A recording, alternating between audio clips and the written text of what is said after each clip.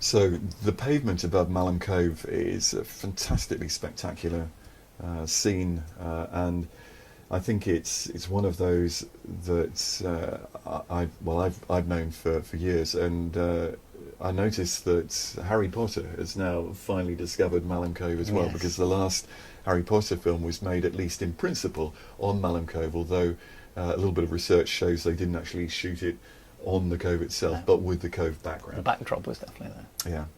So clearly they think it's a pretty awe-inspiring place, and I agree. Not far from Gordale Scar.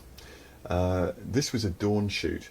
Got up well before sunrise, and the crew and I went up to the top and walked in from the top. And as we did so, we weren't that optimistic, really. The conditions were less than ideal, and there was rain on the way. We could see that. It looks very wet. Yep. But the wind was moving the clouds along at a great speed, so everything changed very, very rapidly. It was one of those days when conditions are both kind of wonderful and horrible simultaneously, almost. That's literally true, because we got soaked just standing, and what the light was amazing while it was pouring with rain, but Yes. it becomes impossible because there's rain driving into the camera, onto the filter, and it's literally rain dripping down the lens. So this was made not long after one of these soaking moments, and it's at a good moment too, because the sun is washing the landscape in the middle distance there with light, and I love that aspect of it. It's a complex picture. It's made up of two phase one files stitched together to create this panoramic format. So it's a very, very wide view, but not extreme, but quite close to extreme, but not extreme. Still naturalistic, I would argue. And it requires software to stitch it together seamlessly in the middle, which I've done using Photoshop. If we go to actual pixels, you can see that the quality is pretty amazing, which is pleasing because it'll make a nice big print, of course.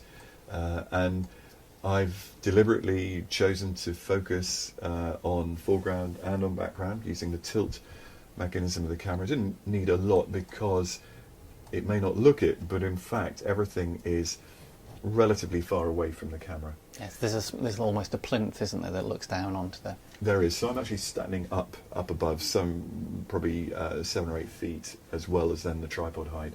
So a total of 10, 12 feet above the pavement. So not an extreme near-far focus effect, and therefore getting everything crisp and sharp wasn't technically difficult. Choices of composition here. Are you really letting the landscape do the composition? Because there's elements you obviously want to include, but there aren't a lot of compositional choices you can make without a great deal of foreground in the picture, etc. And the stitching actually makes it quite difficult to decide the exact edges as well. So it's not like looking through a viewfinder and seeing exactly what you're going to get. Yes. You're almost shooting slightly blind. So in that sense, you're absolutely right. It is a picture for me that's about mood, atmosphere and light. Those are the critical elements, and precise aspects of composition are, well, I wouldn't say they're neglected, but they're not to the fore here.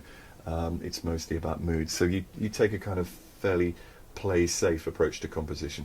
I could crop this and it wouldn't kill the picture from the edge, from the tops, top and the bottom, and I wouldn't be unduly worried.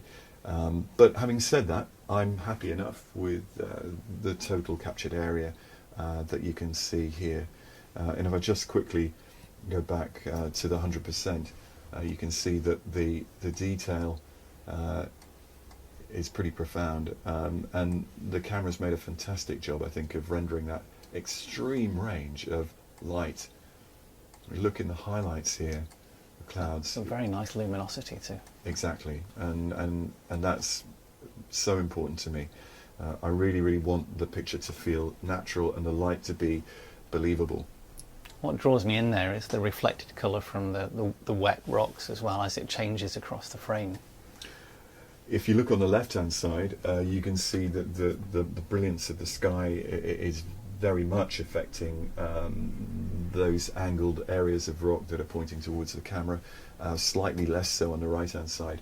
You can also see there is quite a noticeable colour change, slightly more cyany on the left, a little bit more magenta on the right, and I think that's to do with the sky above and Yes. the different colours that are being reflected in the limestone pavement, and that helps to add a kind of richness to it as well. You could take that colour out if you didn't like it, but I don't feel that's necessary by any means. It's a natural colour, definitely. It seems so.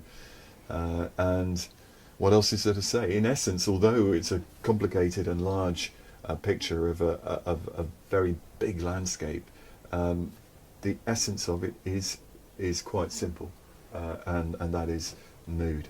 And that, as I say, I will keep coming back to thinking about this picture. That is the essence of what it's about. The panoramic format does give us a sense of expanse and space.